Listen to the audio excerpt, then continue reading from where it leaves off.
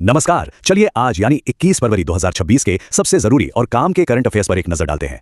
तो सबसे पहले जैसा हम हमेशा करते हैं, शुरुआत करते हैं दिन की कुछ बड़ी और फटाफट खबरों के साथ।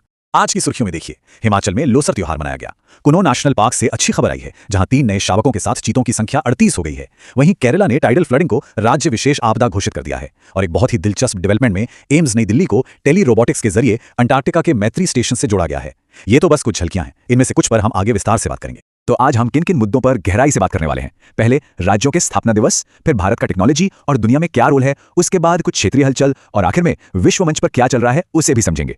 चलिए, हमारी पहली कहानी भारत के 2 बहुत ही महत्वपूर्ण राज्यों से जुड़ी है, मिजोरम और अरुणाचल प्रदेश। 20 फरवरी 1987 ये वो तारीख है जब भारत के नक्शे में एक अहम बदलाव आया। इसी दिन हमारे पूर्वोत्तर के 2 नए राज्य आधिकारिक तौर पर भारतीय संघ का हिस्सा बने और अपनी एक नई पहचान के साथ आगे बढ़े। और ये देखिए, ये बहुत ही दिलचस्प बात है। मिजोरम 53वें संविधान संशोधन के तहत भारत का 23वां राज्य बना और लगभग उसी समय अरुणाचल प्रदेश 55वें संविधान संशोधन के जरिए 24वां राज्य बना। मतलब एक ही साल में 2 नए राज्यों का गठन, वो भी अलग अलग संवैधानिक संशोधनों से। ये भारत के संघीय ढांचे के विकास में एक बहुत ही महत्वपूर्ण मील का पत्थर था।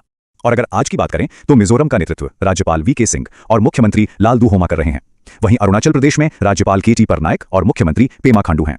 अब आगे बढ़ते हैं और बात करते हैं टेक्नोलॉजी और ग्लोबल स्ट्रैटेजी की। देखते हैं कि भारत इस फील्ड में दुनिया के साथ मिलकर क्या नए और बड़े कदम उठा रहा है। सबसे पहले एक बहुत ही महत्वपूर्ण अलायंस की बात करते हैं, पैक्स सिलिका अलायंस। इसके नाम में ही इसका मकसद छिपा है। सिलिका यानी सिलिकॉन, जो सेमीकंडक्टर चिप्स की जान है। ये अमेरिका के नेतृत्व वाला एक ऐसा गठबंधन है जिसमें भारत अब शामिल हो चुका है।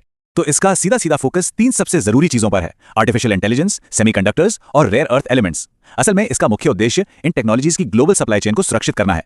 दूसरे शब्दों में कहें तो इन क्षेत्रों में चीन के एकाधिकार को कम करना, ताकि पूरी दुनिया की टेक्नोलॉजी सप्लाई किसी एक देश के हाथ में ना रहे।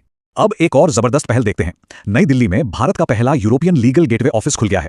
ये उन सभी भारतीय छात्रों और प्रोफेशनल्स के लिए एक वन स्टॉप हब की तरह काम करेगा, जो यूरोपियन यूनियन में जाकर पढ़ना या काम करना चाहते हैं।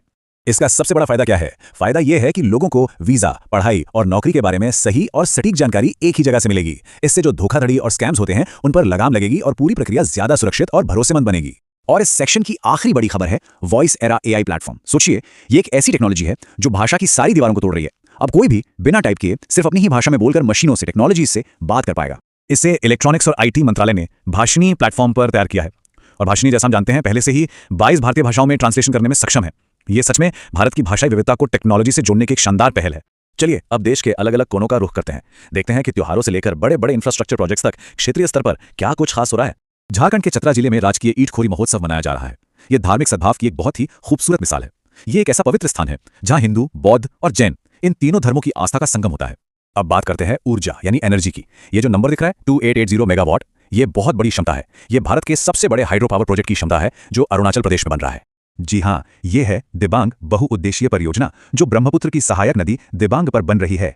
और हाल ही में इसकी एक बहुत ही महत्वपूर्ण डायवर्जन टनल का काम पूरा हो गया है, जो इस विशाल प्रोजेक्ट के लिए एक बड़ी कामयाबी है। अब इंफ्रास्ट्रक्चर से थोड़ा एडवेंचर की तरफ चलते हैं। जम्मू कश्मीर के डोडा में चिनाब नदी पर 6ठी राष्ट्रीय राफ्टिंग चैंपियनशिप का आयोजन हो रहा है। और यह जानना भी दिलचस्प है कि चिनाब नदी सिंधु नदी की सबसे बड़ी सहायक नदी है। और इस सेक्शन की आखिरी खबर आ रही है केरल से। यहां की सरकार नेटिविटी कार्ड बिल लाने की तैयारी में है। ये मूल निवास प्रमाण पत्र यानी डोमिसाइल सर्टिफिकेट की तरह ही एक डिजिटल कार्ड होगा, जिसका मकसद शिक्षा और सरकारी नौकरियों में राज्य के मूल निवासियों को प्राथमिकता देना है। चलिए अब अपने आखिरी सेक्शन में चलते हैं और देखते हैं कि दुनिया भर में अंतर्राष्ट्रीय मंच पर क्या बड़े फैसले लिए जा रहे हैं और कौन से मुद्दे चर्चा में हैं। एक बहुत बड़ा फैसला अंतर्राष्ट्रीय पैरालंपिक समिति की तरफ से आया है। 2026 के मिलान कॉर्टिना विंटर पैरालंपिक्स से ठीक पहले रूस और बेलारूस के खिलाड़ियों पर लगा प्रतिबंध हटा दिया गया है। याद होगा कि ये प्रतिबंध पहले डोपिंग स्कैंडल और फिर यूक्रेन युद्ध की वजह से लगाए गए थे। तो ये एक बड़ा शिफ्ट है। 20 फरवरी को विश्व सामाजिक न्याय दिवस भी मनाया गया। इस साल की थीम थी सामाजिक विकास और सामाजिक न्याय के लिए एक नई प्रतिबद्धता। ये थीम हमें याद दिलाती है कि दुनिया भर में गरीबी, भेदभाव और असमानता के खिलाफ लड़ाई अभी भी जारी है। और अब आखिर में कुछ सवाल आपके सोचने के लिए। रक्त चूसने वाली जोंक किस संघ से संबंधित है? पानी में घुलनशील क्षार क्या कहलाते हैं?